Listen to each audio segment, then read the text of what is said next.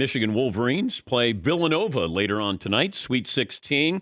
We had Chris Webber on yesterday, and we were talking about Michigan's run. I looked at his bracket, and then I realized he didn't pick Michigan, his alma mater, to win the national championship. We spoke to Juwan Howard after the show yesterday, and we recorded an interview. And I started out by asking him, did he know that Chris Webber did not pick them to win the championship? No, I do not. Share that with me, please. Houston. Oh, it's a good team. Impressive. Yeah, but great coach. You had him in the locker room. He's given a pep talk to your team, and he didn't even pick you guys to win the national championship. Well, I mean, I'm sure Chris is not the first person that did not pick us. He will not be the only person that does not pick us. Did you pick Michigan to win the national championship at the start of the tournament? I will tell you this. I trust with our staff and players since July 1st that we'll be prepared for this moment. But if I told you a month ago that you would be in this situation, getting ready to take on Villanova, realistically, what would you have said? We are for competitors only. We're looking forward to the matchup. And so now we're here today, and we are for competitors only, and we're looking forward to this exciting game on Thursday. It's going to be a very competitive game on Thursday. I mean, they're a great team, well-coached, Hall of Fame coach in Jay Wright, won 2 national championships. And by the way, one of those games was against Michigan. So they broke our hearts, man. Do you have your pep talk ready? No, I do not. When you have a pep talk, you speak from the heart. I've always, whenever there's a coach to try to give a pep talk and he started looking at a paper or he started, it just flows just naturally. You can tell he practiced that. Pep talk's got to come from the heart. It's got to feel through the moment of passion. Do you remember a particular pep talk that you got? In college? Yeah. You speaking of? Yeah. I'm too old, man. I got too much gray hair.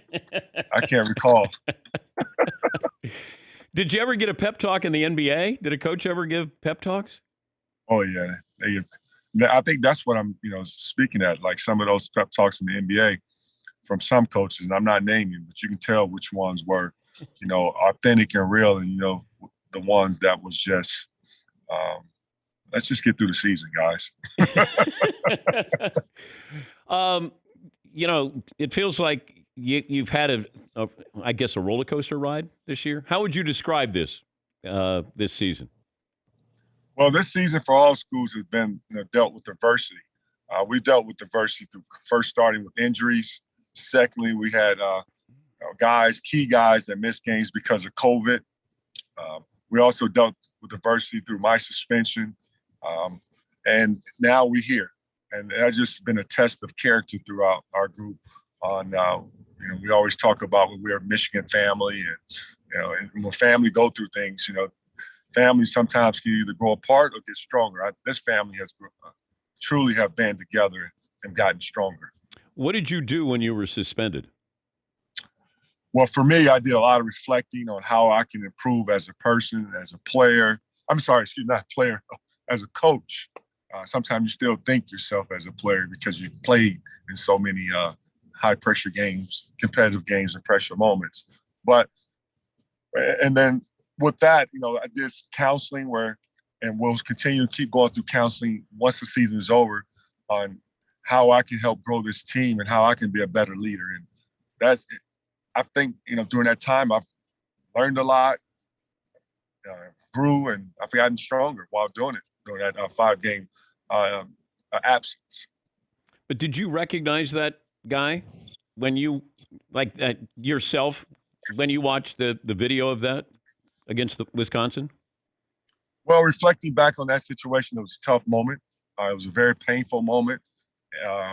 And looking, and now getting back to that situation, and never want to go back to a moment like that ever again. And I grew from it. And with that, I apologize for it.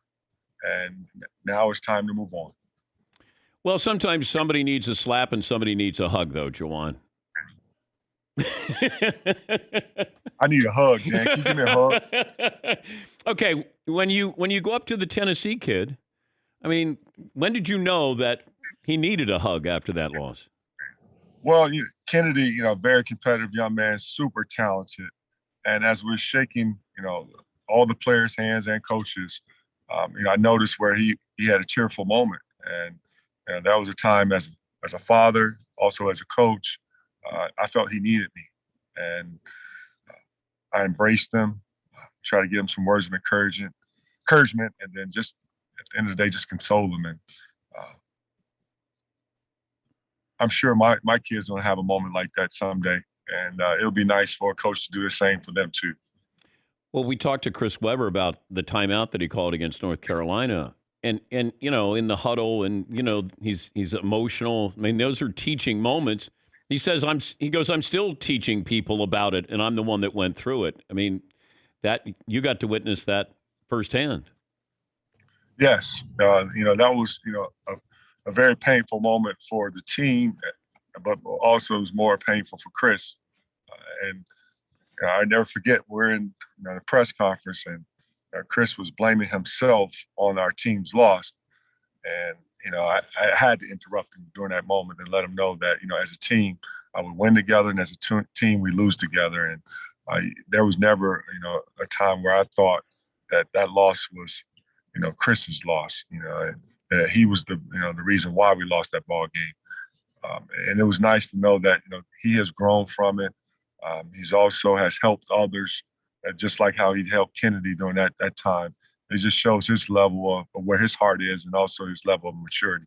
I think it was great you had him in the locker room, because Thank you. I think he loved it. I mean, I think it hit him pretty hard. Well, that was the first time Chris has been back to a basketball game, and then to have your brother, the guy who I've been in the trenches with, the guy who I've a young teenager at the University of Michigan, and we experienced a lot of fun moments and a lot of teachable moments, and we also have grown together as brothers, and we're family for a lifetime. And to have one of your brothers in the locker room to support not just me, because it wasn't about me, it was about the players and the staff, and to lead his family, to be present. I thought that was a very special moment. Ray Jackson calls him the Black Unicorn. No, he called him the Black Leprechaun. He says that he never leaves the house, that you never see him. Right. Yeah. I mean, Ray is classic, man. Like only Ray can say something like that to Chris and get away with it. You will advance if what? We take care of the basketball. We defend without fouling. We don't get bored with the little things that does not show up on the box score. Getting up on shot fakes, blocking out when they're sprinting in for offensive rebounds, because a lot's been talked about their shooting and about how well they shoot the ball from the free throw line, but being a team that is tough and well coached as Villanova, they do an excellent job of getting second shot opportunities. So we're going to have to box out and limit them to one shot opportunities. Could you give me 5 minutes? Like, could you play 5 minutes? I can give you 5 minutes, half court. Oh, so you wouldn't run down the other end. I wouldn't run down the other end. Then I prefer to be on the offensive side. Of course you do. Of course you do. Hey, congrats so far. Good luck against Villanova, and we'll be watching. Thank you, Dan. Thanks for having me. That's Juwan Howard. Tonight, it'll be Michigan, Villanova, Arkansas, Gonzaga, Texas Tech, Duke, Houston, and Arizona.